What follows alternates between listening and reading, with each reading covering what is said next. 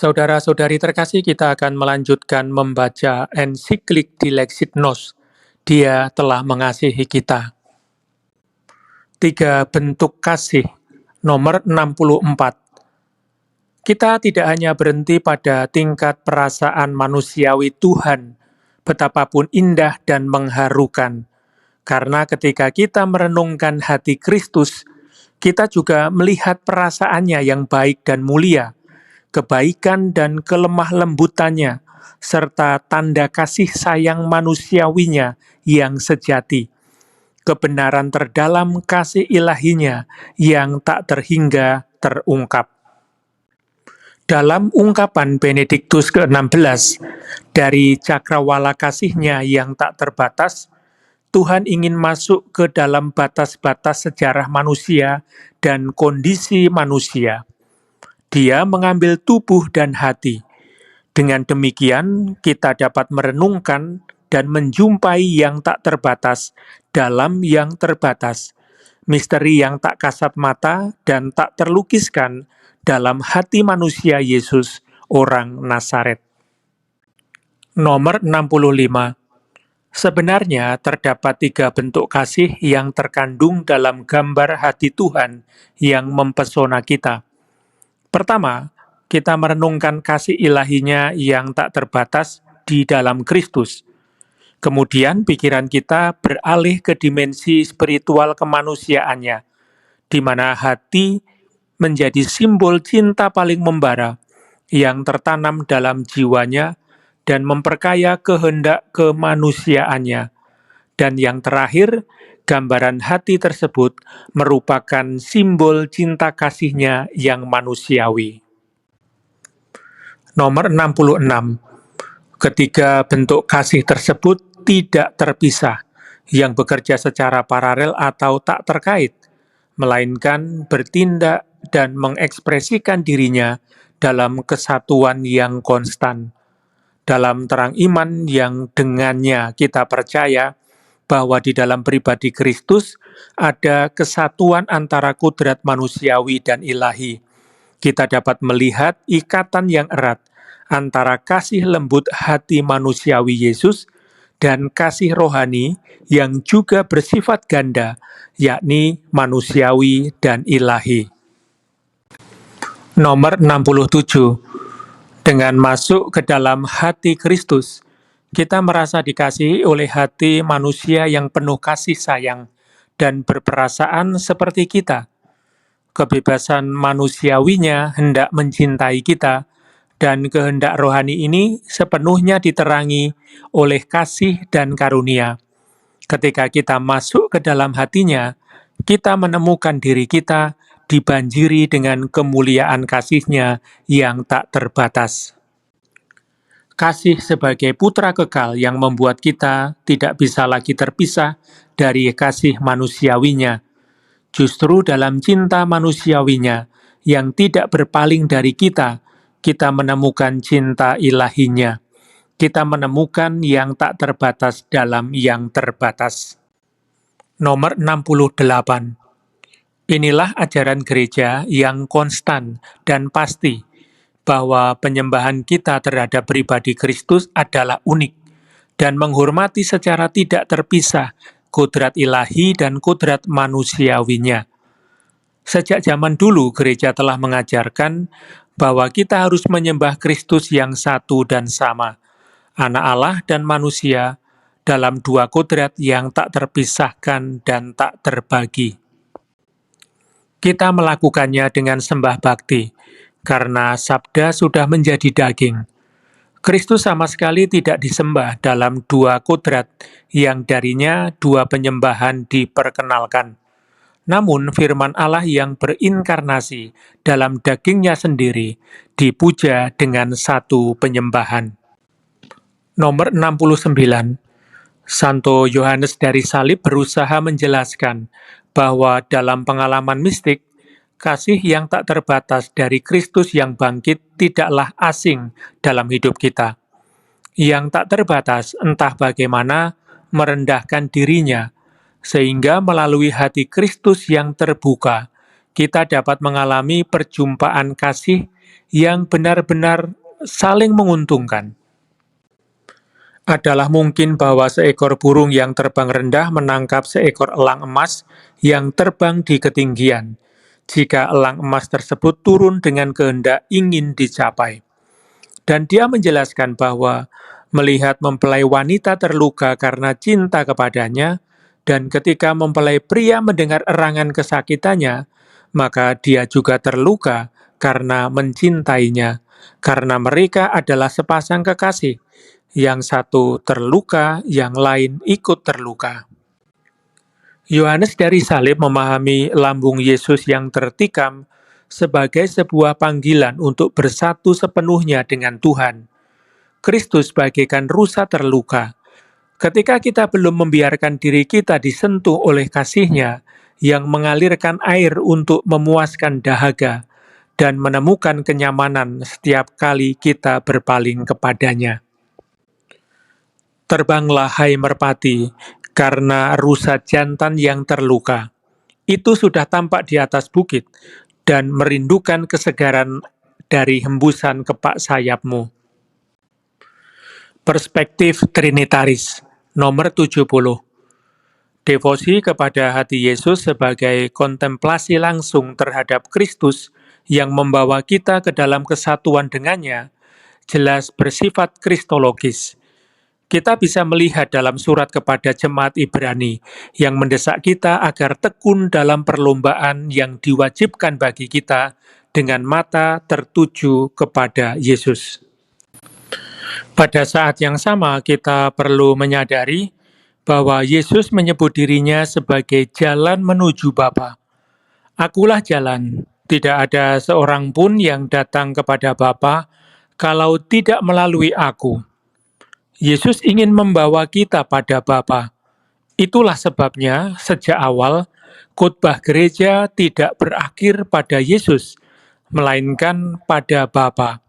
Sebagai sumber dan kepenuhan, pada akhirnya Bapalah yang harus dimuliakan. Nomor 71. Jika kita membaca misalnya surat kepada jemaat di Efesus, kita dapat melihat dengan jelas bagaimana ibadah kita ditujukan kepada Bapa. Aku bersujud kepada Bapa. Ada satu Allah dan Bapa dari semua, Allah yang di atas dari semua, dan oleh semua, dan di dalam semua. Ucaplah syukur senantiasa atas segala sesuatu. Dialah Bapa yang untuk Dia kita hidup. Dalam pengertian ini, Santo Yohanes Paulus II mengatakan bahwa keseluruhan hidup Kristiani merupakan ziarah besar menuju rumah Bapa. Ini juga merupakan pengalaman Santo Ignatius dari Antioquia dalam perjalanannya menuju kemartiran. Dalam diriku tidak ada lagi percikan keinginan terhadap hal-hal duniawi. Yang ada hanyalah gemercik air hidup yang membisik dalam diriku, datanglah kepada Bapa.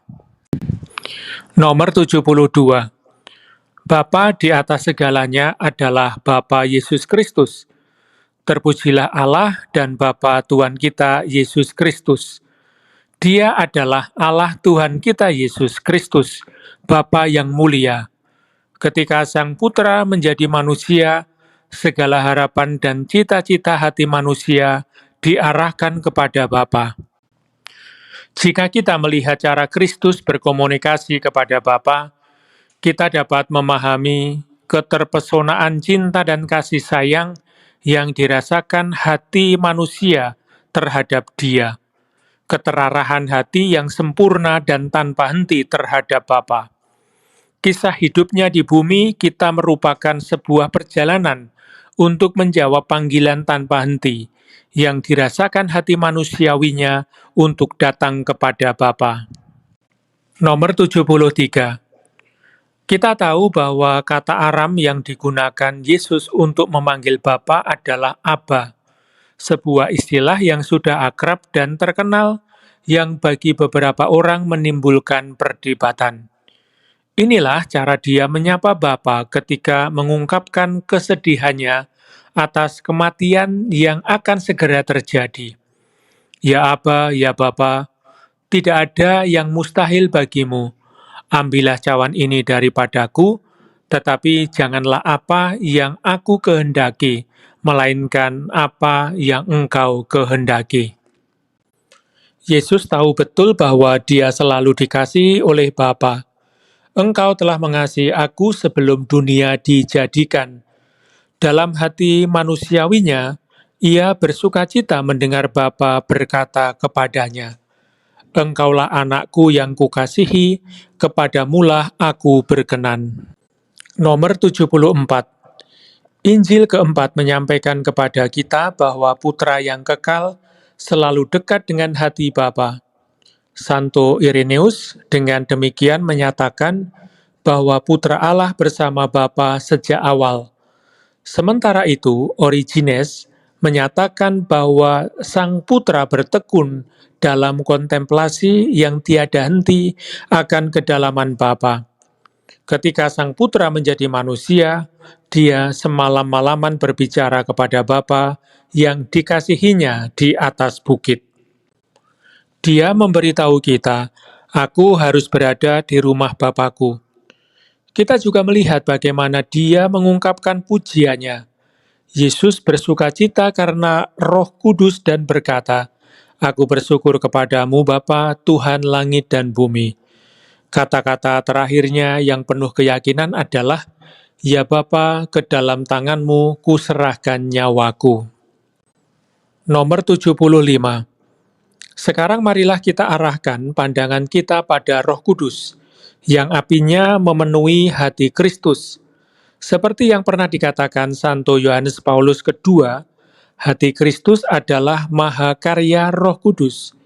Ini lebih dari sekedar peristiwa masa lalu, karena di dalam hati Kristus, karya Roh Kudus menjadi hidup, yang kepadanya Yesus menghubungkan inspirasi misinya, dan yang perutusannya dijanjikan pada perjamuan malam terakhir. Roh Kuduslah yang memampukan kita memahami kekayaan makna lambung Kristus yang tertikam, yang menjadi asal-muasal gereja. Singkatnya, hanya Roh Kudus yang dapat membuka kepenuhan batin manusia yang terdapat dalam hati Kristus di hadapan kita. Hanya Dia yang dapat membuat hati kita manusia memperoleh kekuatan dari kepenuhan itu tahap demi tahap. Nomor 76.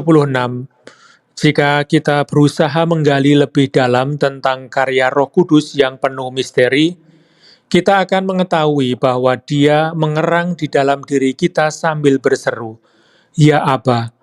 Memang benar bahwa karena kamu adalah anak, maka Allah telah menyuruh roh anaknya ke dalam hati kita yang berseru, Ya Aba, Ya Bapa. Sebab roh bersaksi bersama-sama dengan roh kita bahwa kita adalah anak-anak Allah. Roh Kudus yang bekerja dalam hati manusiawi Kristus tak henti-hentinya menarik dia kepada Bapa. Ketika roh mempersatukan kita dengan perasaan Kristus melalui kasih karunia, dia menjadikan kita ikut ambil bagian dalam hubungan putra dengan Bapa, yang melaluinya kita telah menerima roh yang menjadikan kita anak Allah.